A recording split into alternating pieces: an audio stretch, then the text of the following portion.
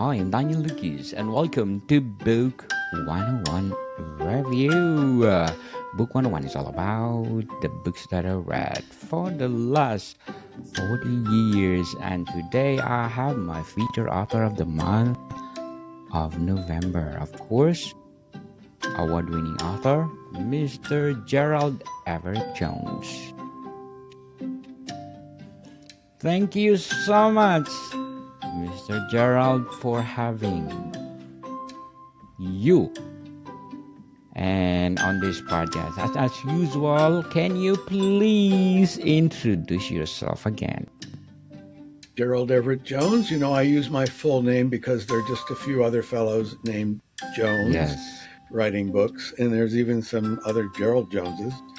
And then there's Jerry Jones, who owns the Dallas Cowboys. That's not me.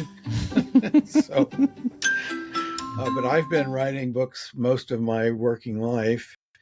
And I began by writing business and technical books. And I got a lot of good, what you would call seat of the pants training back then. My editor said, put your butt in the chair every day. That was his instruction. And I did turn to writing novels about almost 20 years ago, and I've written 14 novels in that length of time. And today I believe we're going to talk about the Preacher Evan Wycliff mystery series, of which there are 4 books. And the one we're showing on the screen is the third one in the series, Preacher Raises the Dead. Wow, amazing. Again, Mr. Gerald, thank you so much for sharing your talent to the world. Thank you so much. I hope more award-winning things to come. And what inspired you to write this novel or this mystery? Well, my family going a couple of generations back is from southern Missouri, which is mostly farm country. And that is where this series is based. Also, I was raised in the Southern Baptist Church. Yes. And that also is very much part of this series because Preacher Evan Wycliff, the main character, is a Baptist minister. But in many ways, he is something of a doubter. Some people think of him as agnostic.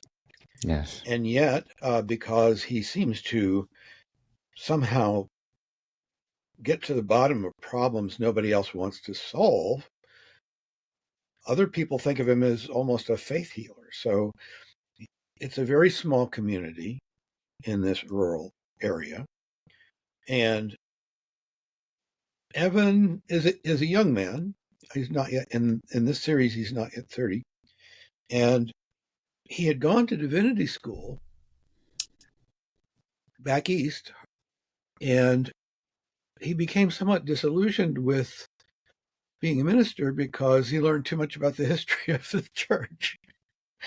Baptist church. Yes, exactly. So then he decided he'd hop over from Harvard Divinity School to MIT and study astrophysics. And of course, he got no real solid answers there either. I mean, just last week, we found out that, oh no, the universe is probably twice as big as we thought, or maybe the Big Bang didn't happen. Maybe it's a series of smaller bangs. I mean, yes. Science doesn't give us exactly hard and fast answers. It's interesting that it's evolving all the time. But as I say, in this small town, the way people get their news is often gossip. Yes. I mean, even in today's world of social media, I mean, in some ways, we're all getting loads of gossip every day, and it's hard to separate the truth from the fiction. But Evan is a reluctant investigator, and in Preacher Raises the Dead, he's actually drawn into the ministry full time. He had been a guest preacher up to that point, and somewhat of his other day job was he was a skip tracer or a collection agent for loans for the local car dealership because he knew how to use a computer and he knew how to track down people. But this third book occurs at the beginning of COVID, and the fellow who had been the minister of the church in town decided he's going to retire, and he was something of Evan's mentor back from even his boyhood days. And so Evan reluctantly steps into the role of actual pastor for this church, and he finds he's got to do hospital visitations and funeral services and, well, at least weddings via Zoom during COVID. Yes. And so ministering to the sick and the dying is a big change for him. It's a lot more responsibility than he really wanted to take on. And then I suppose you might say this would be something of a spoiler, but he's become recently married, and she was not somebody that people thought of as a church lady. In fact, she was a cocktail waitress at the local casino. And interestingly enough, she took her role as minister's wife much more seriously than anybody expected. And she was very serious, took on the Loving Embrace Committee, which delivered hot meals to people and prayed at people's bedsides and whatever. So she was more of a church lady than a church lady in many ways, but it created a lot of stress on her. And she was so stressed out that once when she was driving, her car slipped from the road and she was in an auto accident and she was thrown into a coma. And it was a long-term coma. So here it's Evan's responsibility to visit the hospital regularly. And now here he is visiting his wife, who may not even know that he's there. She's in some other realm, but she's not dead. But the idea, I mean, certainly from the title, you'll understand that perhaps this isn't the end of the story. But, also Evan walks in on another individual, the wife of somebody that he knew, who experiences a near-death experience. She's already flatlined from cardiac arrest. They were about to pronounce her dead, and she sits up in the bed. So again, you've got this gossip about Evan as the faith healer. He walked in on Ann Shackleton and she sat up and praised God. Well, that's not exactly what happened, but that's the way the gossip got spun. Yes. We learn news through gossip, even before and now, and I think for the future too, the same style. So, Mr. Gerald, how did you develop compelling and relatable characters in the mystery? Well, I think the idea that Evan, as a curious mind and a doubter, makes him the ideal amateur sleuth or reluctant investigator. And it's not that he wants to make a life or a hobby or a vocation of solving crime and mysterious disappearances and those kinds of things. But again, most of the things come to him, most of these situations come to him because the authorities have given up on them. You might call them cold cases. In other cases, you might simply call it mysterious disappearance. And unless they can find a body they can autopsy, they don't necessarily know that somebody's dead. They might have just gone off on a bender. They might have just run away from home. They might have left their wife and their children. So, those kinds of things happen as well. And he's something of a counselor of last resort. And the fact that he is somebody who keeps an open mind and doesn't give up when everybody else has lost hope it's just not a matter. It's not a matter of getting down on your knees and praying. It's a matter of being open to whatever you might discover, and that's as much a scientific point of view as it is a religious point of view. Is I'm going to form a theory, and let's see whether observation confirms or denies it. Well, if I find some observation that doesn't fit with my theory, at least the scientist will say, I'm going to change my theory. For we, sure. we don't find too many conservative theologians rewriting the Bible. We certainly do find many people in various Christian religions interpreting the Bible in different ways, as we understand it's necessary to do in this latter day, when we have a 2,000-year-old New Testament that was written primarily for a tribal people in the deserts of Palestine.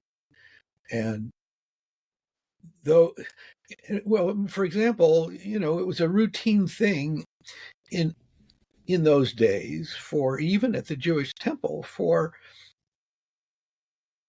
people to bring or pay for animal sacrifice.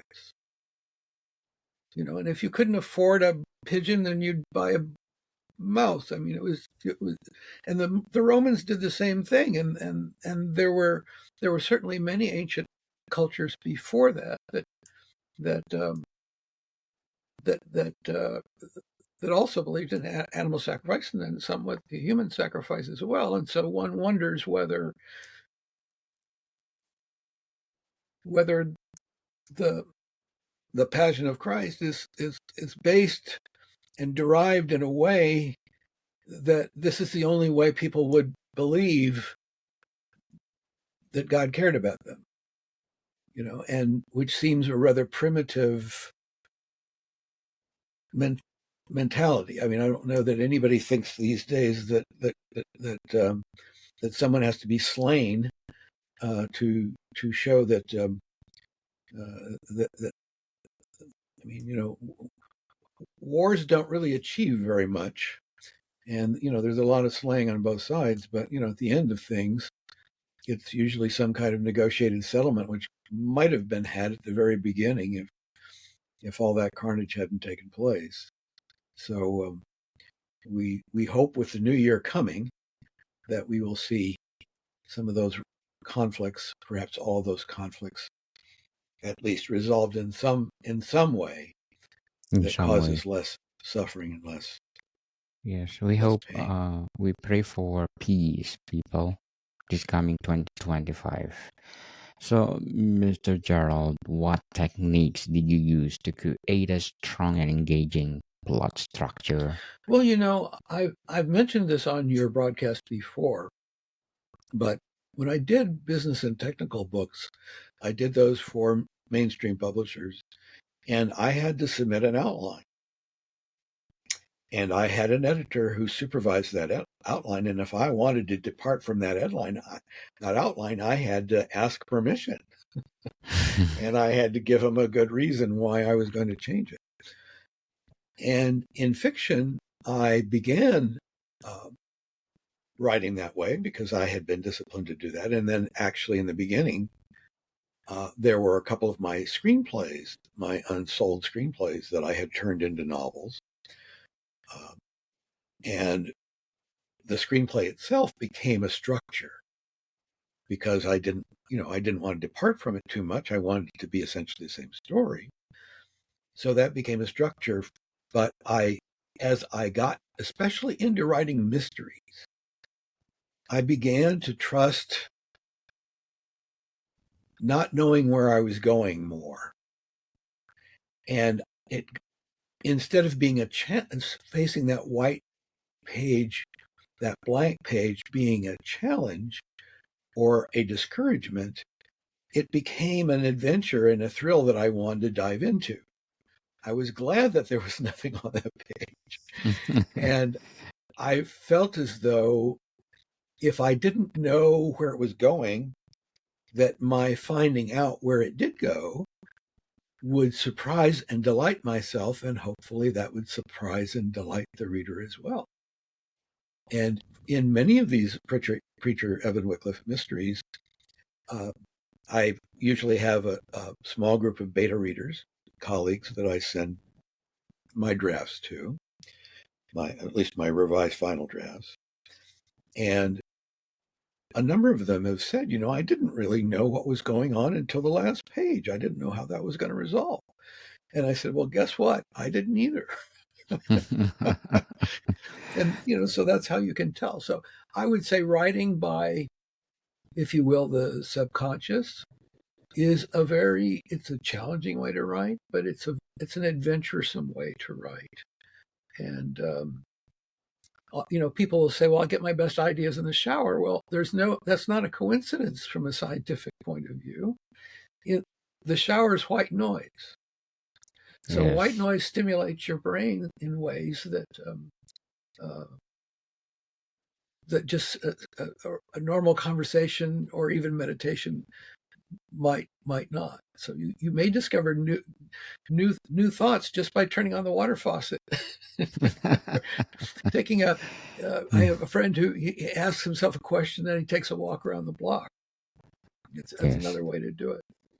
That'd be awesome. Very well said. Very well said, Mr. Gerald.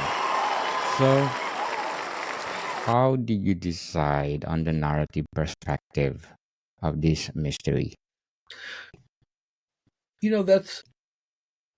I don't think that you knew that was a spin question, but yes, it's a spin question, and I won't say that it's embarrassing to answer, but the first 3 books in this series are written in the third person. And the last book in the series, Preacher Stalls the Second Coming, is written in the first person. It's written as though Evan wrote it as a journal. And I can't really explain in a logical way why I was motivated to do it that way. I suppose the first day that I was staring at that blank page, it just came out that I was using I instead of he. But I think also that more than all of the books delve into his mind, and you're writing along with his reflections and his inquiries and his frustrations, if you will. So it's very he's in his head a lot, and the readers, if you don't like being in your own head, you're not going to like mysteries. So presumably readers like to be in their heads as well.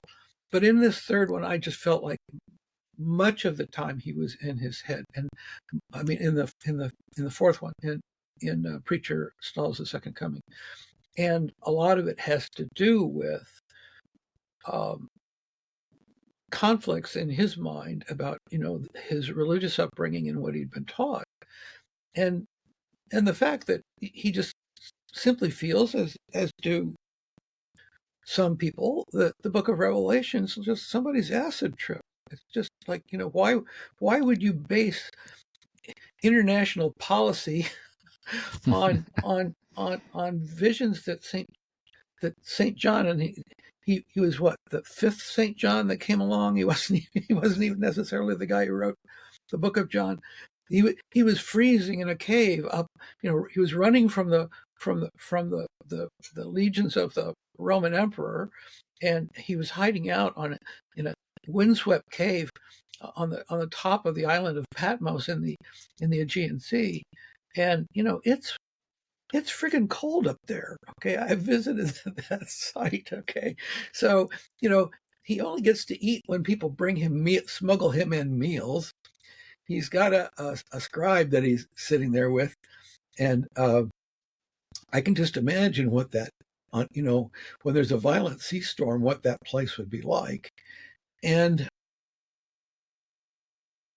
yes, you could say that the Book of Revelation fulfills many of the predictions, prophecies in the Book of Daniel, but the Bible scholars will tell you that the book of Daniel was written centuries later than people thought that it was, and it's very possible that Saint John, the author of the book of the Revelation, would have been had a very detailed scholarship and study of the book of Daniel, so that it wouldn't be surprising that the book of Revelation echoed the book of Daniel. So again, not to create religious arguments here, I suppose today you'd call me a profound I don't knowist.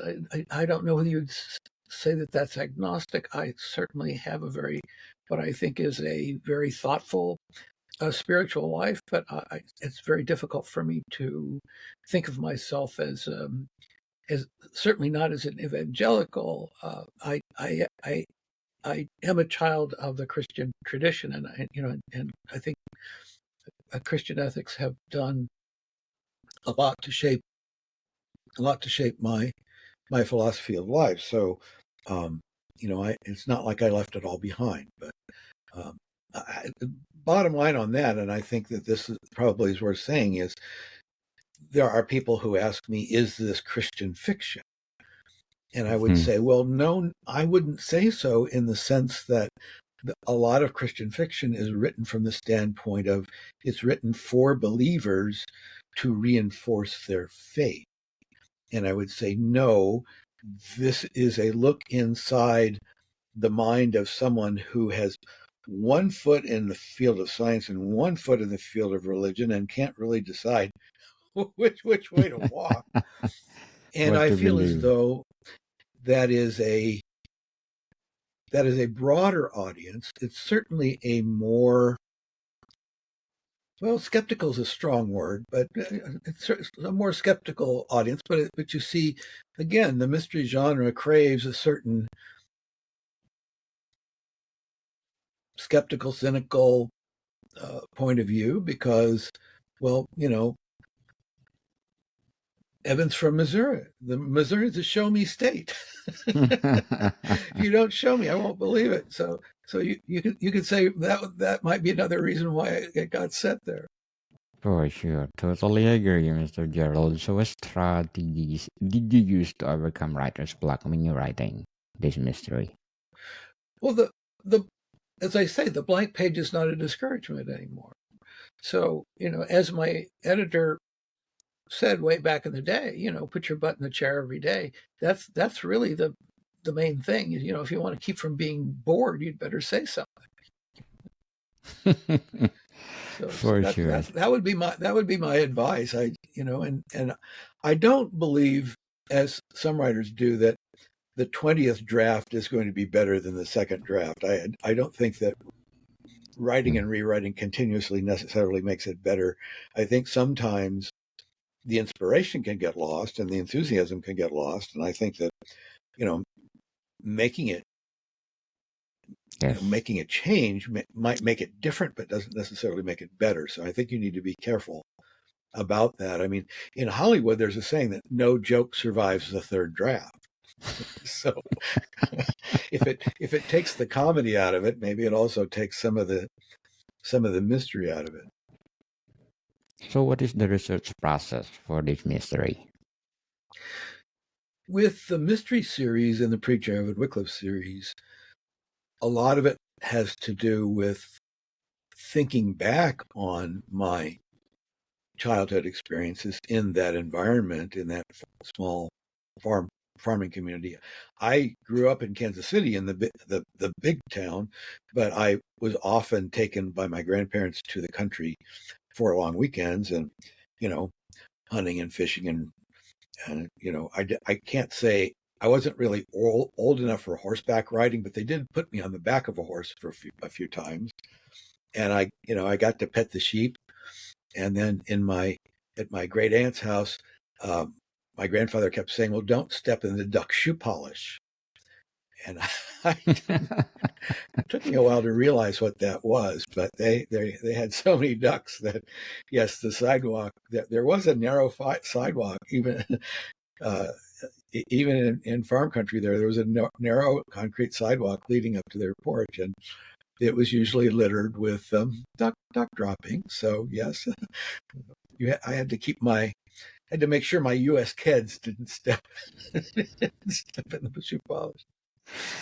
So, Mr. Gerald, to sum up our discussion, how do you stay motivated and disciplined in writing this mystery? Well, I also do work as a developmental editor. I also do coach other authors, and I find that